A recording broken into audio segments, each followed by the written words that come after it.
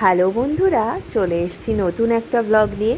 তো তোমরা তো জানোই আমার আছে একটি ছোট্ট নাচের স্কুল বা নৃত্য প্রতিষ্ঠান, যেটা আছে বৈদ্যবাটিতে, এবং এটির নাম হচ্ছে নাট্যম নৃত্য শিক্ষা কেন্দ্র।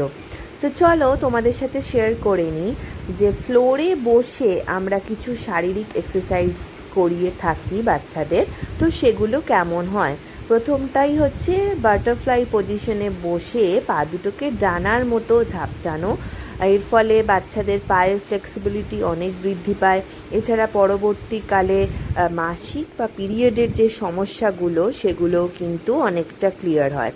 নেক্সট হচ্ছে এই যে বাটারফ্লাই পজিশনে বসেই দুটো পায়ের যে পয়েন্ট, সেই পয়েন্টে নাকটা ঠেকাতে হবে। এর ফলে যাদের পেটের অনেক চর্বি থাকে, নিয়মিত প্র্যাকটিস করলে কিন্তু সেগুলোও কম হয়। এরপর যেটা করছে সেটা হচ্ছে পদ্মাসনে বসে পুরো ঘুরতে হবে এবং হাতটা একদম বডির পেছন দিকে টান টান করে রাখতে হবে, আর বডিটা অপোজিট দিকে একদম পেছন দিকে ঘোরাতে হবে। এর ফলে সাইড যে ফ্যাট, আমাদের বডির সাইডে যে ফ্যাটগুলো, সেগুলোও কিন্তু ধীরে ধীরে চলে যায় যদি আমরা এভরিডে প্র্যাকটিস করি। এবং তারপর আবার পদ্মাসনে বসেই হাতের কনুই ধরে নাকটা ঠেকাতে হবে, নাকটা টাচ করতে হবে মাটিতে।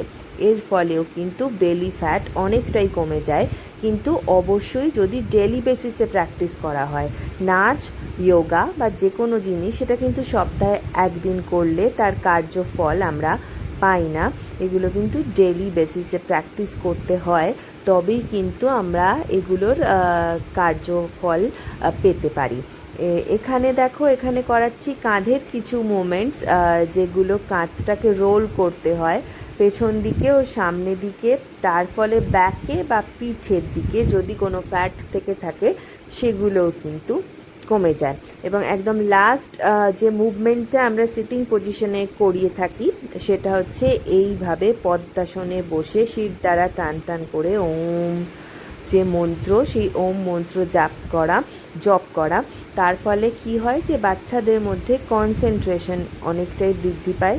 বেশিরভাগ সময়ই আমরা দেখি যে যেহেতু বাচ্চা, তাই তাদের মধ্যে চঞ্চলতা অনেকটাই বেশি থাকে, কিন্তু এটা প্র্যাকটিস করলে কিন্তু বাচ্চাদের কনসেন্ট্রেশন অনেকটাই বৃদ্ধি পাবে। আসবো আরও অন্যান্য ব্লগ নিয়ে।